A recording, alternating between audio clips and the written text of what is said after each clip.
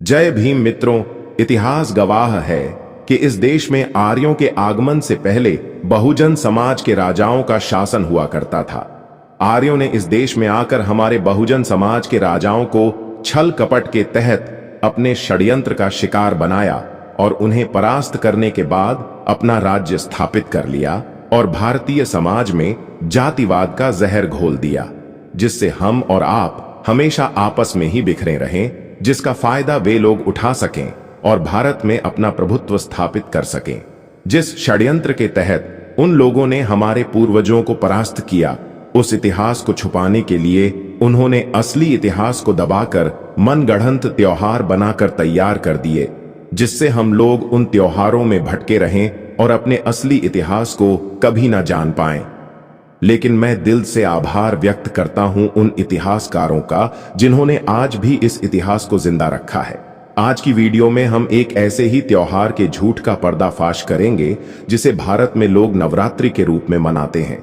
हम आपको नवरात्रि पर दिए गए चंद्रशेखर रावण के उस बयान के बारे में भी बताएंगे जो पूर्ण रूप से पाखंडियों के ढोंग का पर्दाफाश करता है। मैं चाहूंगा कि आप लोग इस वीडियो को अधिक से अधिक लोगों तक पहुंचाने में हमारी मदद करें। इसके लिए आप लोग इस वीडियो को लाइक, शेयर और हमारे चैनल को सब्सक्राइब कर सकते हैं, जिससे वीडियो का एंगेजमेंट बढ़ेगा और YouTube इस वीडियो को अधिक से अधिक लोगों तक पहुंचाने में हमारी मदद करेगा।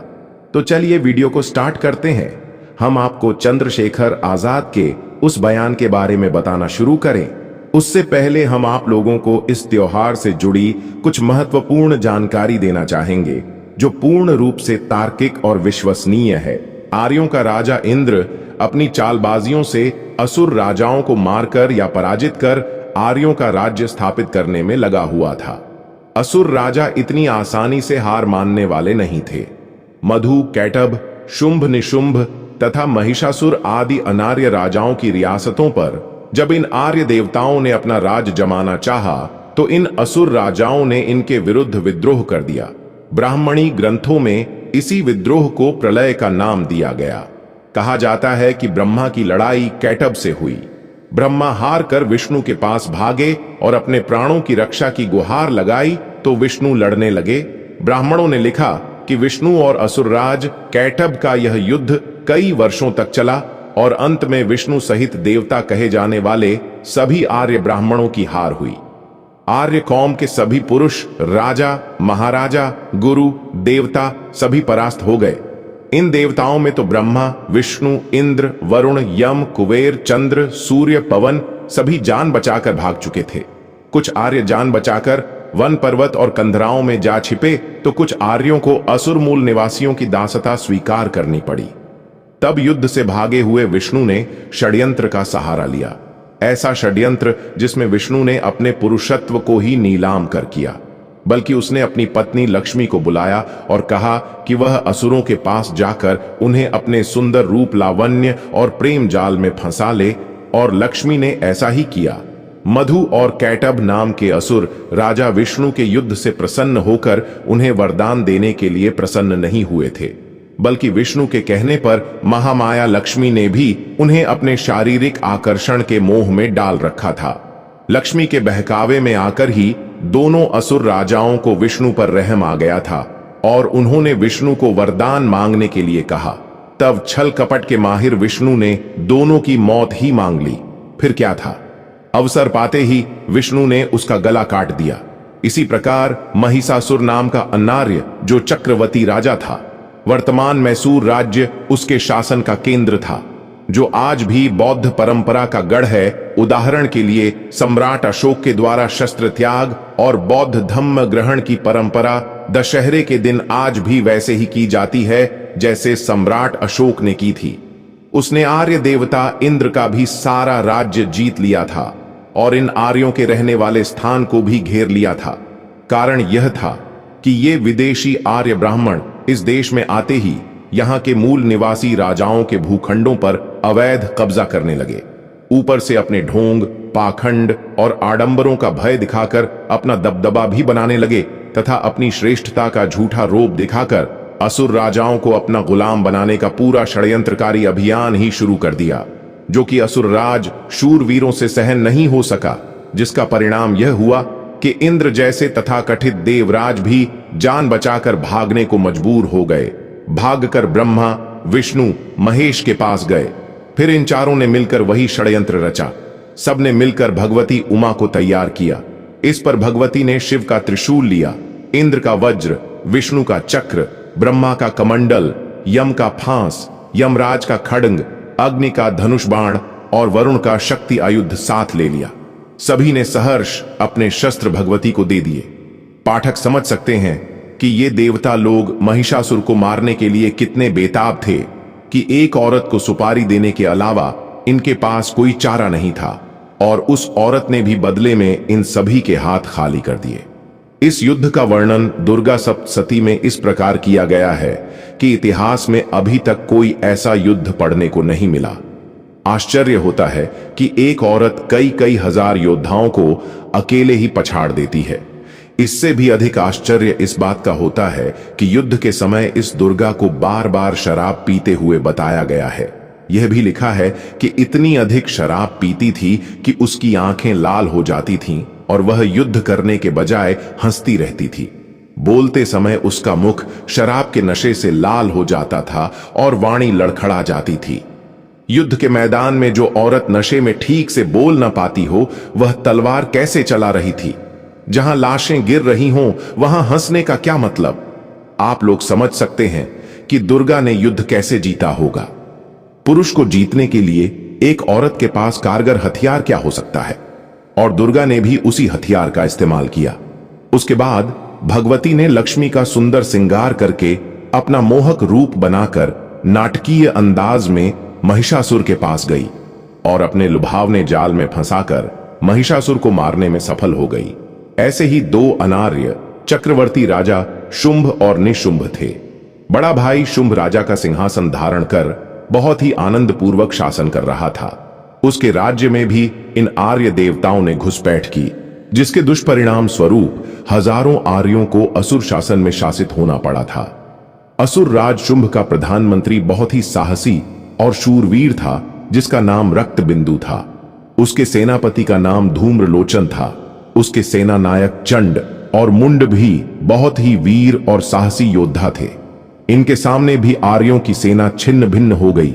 इन आर्य नेताओं की शामत आ गई।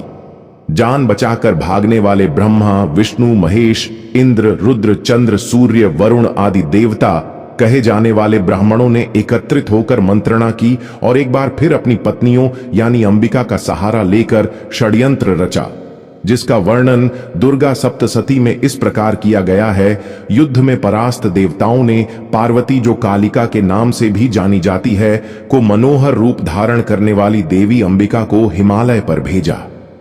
उसके कुछ समय पश्चात जब शुंभ निशुंभ की मृत्यु के बाद चंड मुंड वहां आए और उन्होंने परम मनोहर रूपवती अंबिका को देखा, फिर वे शुंभ के पास जाकर बोले, महाराज, एक अत्यंत मनोहर स्त्री है जिसकी सुंदरता से पूरा हिमालय प्रसन्न है।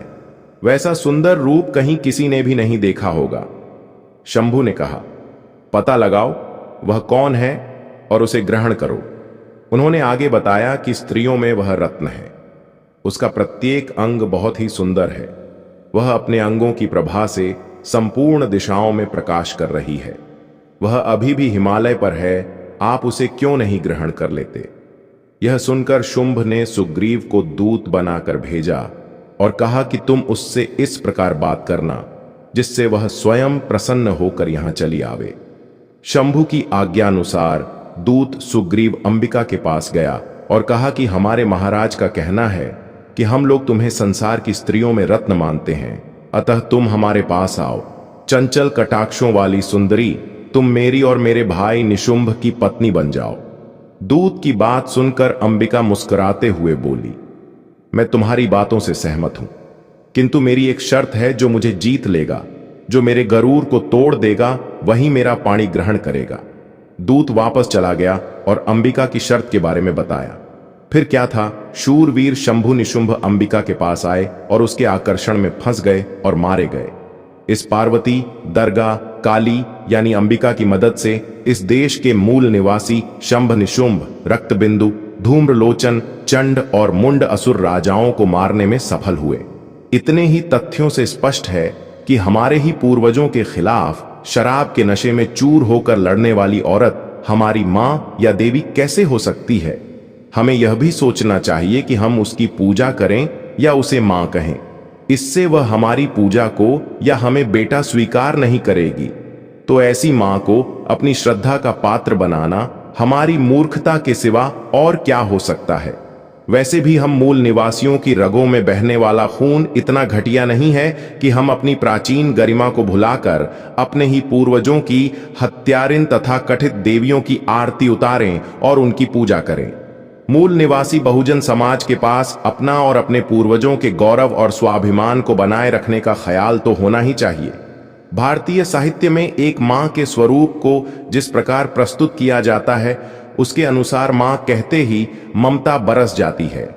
लेकिन हिंदू धर्म के ठेकेदारों ने अपनी देवी मां काली जी को इस प्रकार प्रस्तुत किया है कि कोई बच्चा इस काली मां की तस्वीर को रात में अकेले देख ले तो डर के मारे जोर से चिल्लाकर भाग जाएगा।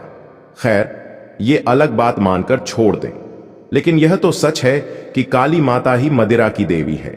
शराब के नशे में उन्मत्त होकर बिल्कुल निर्वस्त्र अंधेरी रातों में हाथों में हथियार लिए असुरों को ढूंढ ढूंढ कर मारने वाली काली अपने द्वारा मारे गए असुरों को गिनने के लिए उनके सिरों की माला बनाकर पहनती थी, मनुष्यों का खून पीती थी। काली ही एक ऐसी देवी है जिसका दर्शन मंदिरों में कम, शराब के अड्डों पर ज्यादा होता है। आप खुद तय कर सकते हैं कि ये देवी जी पूजने योग्य हैं या नहीं। इस प्रकार अपनी विजय स्थापित करने के बाद ब्रह्मा, विष्णु, महेश, इंद्र आदि ने अपनी पूजा कराई, वहीं अपनी पत्नियों के कुकृत्यों को शौर्य और धार्मिक कृत्य में बदलकर उनकी भी पूजा का विधान रचा। महिषासुर, मधु, कैटभ, शुंभ, निशुंभ, रक्तबीज, धूम्रलोचन, चंड और मुंड नाम के इन मूल निवासी असुर राजाओं और योद्धाओं के अतिरिक्त चिक्षुर, जो महिषासुर राजा का महान सेनानायक था, उदग्र, चामर, महाहनु, असिलोमा, परिवारित, बाष्कल, विडाल, नम्र, उद्धत, उग्र कारमुख, दुर्धर, दुर्मुख, उग्रास्य तथा कारालास्य जैसे सैकड़ों असुर राजाओं और करोड़ों सैनिक तथा मूल निवासी जन समुदाय को तथा कथित ब्राह्मण देवताओं की पत्नियों ने छल कपट करके मार डाला। जब जब इन असुर राजाओं को मारकर उनके राज्य को हड़प कर मूल निवासियों को गुलाम बनाने में सफल हुए, तब तब देवताओं द्वारा अपनी इन पत्नीलयों के सम्मान में जश्न मनाया गया। इस तरह के जश्न में इन देवताओं ने 9 दिन तक अपनी अपनी पत्नियों 9 देवियों का खूब स्वागत किया और लोगों से कराया। चूंकि ये देवियां इनकी पत्नियां थीं, इसलिए इनके स्वागत का जश्न दिन से ज्यादा रात में मनाया जाना स्वाभाविक है। इसलिए ये 9 दिन नवरात्रि के नाम से प्रचलित कर दिए गए। एक बात स्मरण रहे कि बाद में जो इतिहास धार्मिक शास्त्रों अथवा पुराणों के माध्यम से आर्यों ने लिखा है, उनके अध्ययन से हमें यह आसानी से पता चल जाता है कि आर्यों ने इस देश के मूल निवासी अनार्यों की संस्कृति और उनके इतिहास को मिटा दिया है, जिससे कि बाद में कभी भी अनार्यों को सच्चाई समझने तक का सुराग न मिल सके। इसके लिए आर्यों ने इन असुरों के वंशजों को भी गुमराह करने के लिए सोचे समझे षड्यंत्र के अनुसार यह लिख दिया कि मधु कैटभ उनके विष्णु के रक्तवंश के थे। मधु कैटभ को विष्णु के कान से और शुंभ निशुंभ को सूर्य से पैदा हुए राक्षस बताया है। महिषासुर को भैंस से और असुरों को अदिति के पेट के टुकड़ों से उत्पन्न बताया, जो सरासर झूठ और असंभव है। मात्र अनार्यों को बदनाम करने की नीयत से यह कहानी गढ़ी गई है। इनका संबंध सूर्य और विष्णु से इसलिए जोड़ दिया गया है ताकि अनार्य अपने पूर्वजों के इतिहास को न समझ सकें और फिर से खूनी क्रांति न कर दें। सबसे कष्टपूर्ण बात तो यह है कि आज के शूद्र, अछूत, द्रविड़ आदिवासी जो अनार्यों के वंशज हैं, वे ही अपने पूर्वजों के उच्च सभ्यता और संस्कृति से युक्त पराक्रमपूर्ण गौरवशाली इतिहास को भूलकर उन्हीं की हत्या करने वाली इन आर्य पत्नियों को देवी, काली, भवानी, चंडी, दुर्गा आदि के नाम से अंधे होकर पूज रहे हैं। स्मरण रहे, हिंदुओं के जितने महत्वपूर्ण पर्व, त्योहार और व्रत हैं, वे सब अनार्यों के दमन, विनाश और पराजय की याद दिलाकर अपनी महानता बखानने और मूल निवासियों को मानसिक रूप से तोड़कर उन्हें कमजोर बनाने के लिए ही मनाए जाते हैं, जैसा कि उक्त कई त्योहारों में पढ़ चुके हैं। उसी प्रकार अनार्य राजा महिषासुर मधु, कैटभ शुंभ, निशुंभ, रक्तबिंदु धूम्रलोचन, चंड और मुंड के विनाश की याद दिलाने तथा बहुजन समाज को नीचा दिखाकर उन्हें अपमानित कर ब्राह्मणी वर्चस्व को कायम रखने के लिए नवरात्रि का त्योहार मनाया जाता है।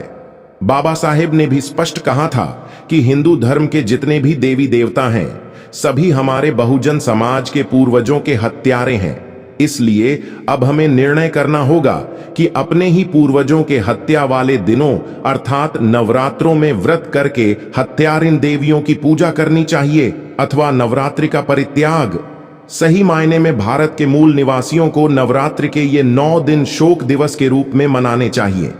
अपने महान पूर्वजों की महानता पर लगे हुए दानवता के कलंक को मिटाकर अपने गौरवशाली इतिहास को पुनः स्थापित करने का सम्यक प्रयत्न करना चाहिए। इसलिए इन त्योहारों से पूरी तरह संबंध विच्छेद करना ही ठीक है। जो समाज अपने वास्तविक इतिहास को नहीं जानता, वह दूसरों के द्वारा गढ़े गए झूठे इतिहास को ही सच मानकर अपनी गुलामी स्वीकार कर लेता है। यही कारण है कि भारत के मूल निवासी बहुजन समाज के लोग आज भी उसी इतिहास को पूजते आ रहे हैं जो उनके पूर्वजों के विनाश की गाथा कहता है। यह दुर्भाग्यपूर्ण है कि हमारे ही पुरखों को हत्यारे और दानव बताकर हमें मानसिक रूप से गुलाम बनाने का षड्यंत्र सदियों से चलता आ रहा है और हम इसे धर्म समझकर स्वीकार करते जा रहे हैं। जिस प्रकार ब्राह्मणवाद ने अनार्य असुर राजाओं को राक्षस, दैत्य और दानव घोषित किया, उसी प्रकार उनकी हत्यारिन स्त्रियों को देवी बनाकर पूजने की परंपरा चलाई गई। यह केवल बहुजन समाज को नीचा दिखाने और उन्हें मानसिक रूप से गुलाम बनाए रखने की रणनीति थी।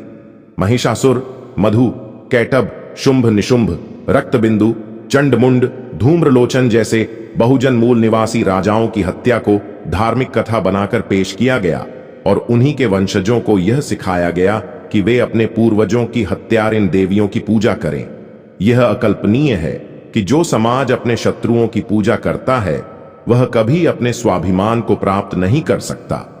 जो लोग यह मानते हैं कि नवरात्रि एक पवित्र पर्व है, उन्हें यह समझना होगा कि यह पर्व वास्तव में बहुजन समाज के शौर्य और उनके अस्तित्व को मिटाने की याद में मनाया जाता है। नवरात्रि केवल एक धार्मिक उत्सव नहीं, बल्कि बहुजन समाज को अपमानित करने और उन्हें मानसिक रूप से गुलाम बनाए रखने का एक साधन है।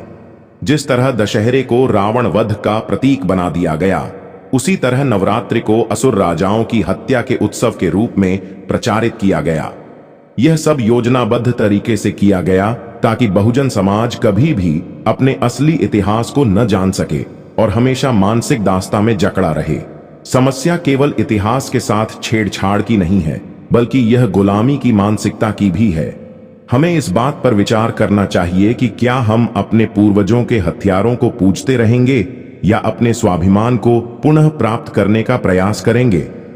इतिहास गवाह है कि जिन समाजों ने अपने वास्तविक इतिहास को पहचाना और उसे पुनः स्थापित किया, वे ही आगे बढ़े हैं, लेकिन जिन समाजों ने अपने इतिहास को भुला दिया, वे नष्ट हो गए। बहुजन समाज को अब इस मानसिक दास्ता से बाहर निकलना होगा। नवरात्रि के 9 दिनों को शोक के रूप में मनाना होगा, ताकि हमारे समाज को यह एहसास हो कि इन 9 दिनों में हमारे पूर्वजों को छल कपट से मारा गया था। यह समय है कि हम अपने गौरवशाली इतिहास को पुनः लिखें और उस झूठे इतिहास को त्याग दें जिसे ब्राह्मणवाद ने हमें सिखाया है। अब हमें अपने नायकों को पहचानना होगा। महिषासुर, शुंभ, निशुंभ, रक्तबिंदु, चंडमुंड जैसे वीर असुर राजा हमारे पूर्वज थे। वे राक्षस नहीं थे, वे इस देश के असली शासक थे, जिनका राज्य छल और षड्यंत्र के माध्यम से छीना गया। हमें अपनी नई पीढ़ी को यह सिखाना होगा कि वे अपने असली इतिहास को जानें और उन वीरों का सम्मान करें जिन्होंने अपने समाज और संस्कृति को बचाने के लिए बलिदान दिया। यदि हम आज भी इस झूठे इतिहास को मानते रहेंगे और अपनी ही हत्यारिनों की पूजा करते रहेंगे, तो हम कभी भी अपनी दासता से मुक्त नहीं हो पाएंगे। यह समय है कि हम अपने इतिहास को पुनः प्राप्त करें अपने गौरव को वापस लाएं और यह संकल्प लें कि अब हम अपनी भावी पीढ़ियों को झूठे इतिहास का शिकार नहीं होने देंगे। हमें अपने शौर्य, अपनी असली पहचान और अपने पूर्वजों के सम्मान को पुनः स्थापित करना होगा। यही समय की मांग है और यही बहुजन समाज के उत्थान का मार्ग है। अब हम आपको चंद्रशेखर आजाद रावण के उस बयान के बारे में बताएंगे जो उन्होंने नवरात्रि पर दिया। नवरात्रि मेरा त्योहार नहीं है। मैं चंद्रशेखर आजाद रावण आज इस मंच से यह स्पष्ट करना चाहता हूं कि जिस दिन हमें एक पवित्र और गौरवपूर्ण पर्व के रूप में प्रस्तुत किया जाता है, वह असल में एक झूठे इतिहास, एक षड्यंत्र का स्मरण है जिसने हमारे असली पूर्वजों, उन वीर बहुजन समाज के स्वाभिमानी योद्धाओं की स्मृति को मिटाकर एक बनावटी पहचान उकेर दी है। हमारी इस मातृभूमि पर जहां असली वीरता और बलिदान की कहानी बसी है, उसे आजाद और स्वतंत्र रूप से अपनाने के बजाय हमें उस मिथ्या गौरव कथा के नाम पर बांधा जा रहा है। इस कथा में आर्यों को देवताओं का दर्जा दिया गया है, जबकि वे वही लोग हैं जिन्होंने हमारे असली पूर्वजों, जिनकी वीरता, शौर्य और सम्मान की कहानियां सदियों तक गूंजी हैं, उन्हें धोखे और षड्यंत्र से परास्त कर दिया। नवरात्रि, जिसे आज हम एक पवित्र उत्सव मानकर मनाते हैं, दरअसल उन अत्याचारों और उस धोखाधड़ी की निशानी है जिसमें हमारी असली विरासत को दबा दिया गया है। इस झूठे इतिहास के अनुसार ब्राह्मणवाद ने अपनी पत्नियों के सहारे असुरों के नाम पर हमारे पूर्वजों को नष्ट कर दिया ताकि बहुजन समाज को हमेशा के लिए गुलामी में रखा जा सके। उन्हें राक्षस, दैत्य और अपमानजनक रूप में चित्रित कर इस पर्व के 9 दिनों में उस कृत्य की स्मृति को मनाने का प्रयास किया गया। लेकिन मैं आपसे कहता हूं, यह झूठी गाथा हमारे स्वाभिमान और हमारी असली पहचान का अपमान है। मुझे यह मानना अस्वीकार्य है कि हम उस दिन को, जो हमारे असली इतिहास के दर्दनाक पन्नों को दर्शाता है, एक उत्सव के रूप में स्वीकार करें। हमें याद करना चाहिए कि हमारे पूर्वज, जिन्होंने अपने रक्त, बलिदान और साहस से मातृभूमि की रक्षा की, उनकी स्मृति को एक झूठे गौरव में बदल दिया गया है। आज जब हमें नवरात्रि के नाम पर वह झूठा इतिहास फिर से पेश किया जाता है, तो मैं यह स्पष्ट करना चाहता हूं कि मैं उस मनगढ़ंत उत्सव का हिस्सा नहीं बनूंगा। हमें अपने इतिहास के उन सच्चे पन्नों को खोलना होगा जहां असली वीरता और बलिदान का वर्णन है, ताकि आने वाली पीढ़ियां अपने स्वाभिमान और असली गौरव को पुनः पहचान सकें। हमें यह समझना होगा कि यह पर्व, जिसे हमें आदर पूर्वक प्रस्तुत किया जाता है, असल में हमारे पूर्वजों के विरुद्ध की गई क्रूरता और धोखाधड़ी का प्रतीक है। इसलिए मैं आप सभी से आग्रह करता हूं कि हम उस झूठे गौरव की परंपरा को चुनौती दें, उस साजिश के प्रतीकों को नकारें जिन्होंने हमारी असली विरासत को छुपाकर हमें मानसिक गुलामी में बांध रखा है। हमें अपने भीतर जागरण लाना होगा ताकि हम अपने असली इतिहास, अपनी असली पहचान को पुनः प्राप्त कर सकें। यह मेरा त्योहार नहीं है, यह एक ऐसा दिन है जो हमें याद दिलाता है कि हमारी असली वीरता और शौर्य को मिटाकर हमें एक झूठी पहचान में बांधने का प्रयास किया गया है। हमें इस झूठे उत्सव के स्थान पर अपने पूर्वजों के बलिदान की सच्चाई को अपनाना होगा, ताकि हम आने वाले समय में अपने स्वाभिमान और असली गौरव के साथ खड़े हो सकें। आपको हमारी यह वीडियो कैसी लगी, हमें कमेंट करके जरूर बताएं।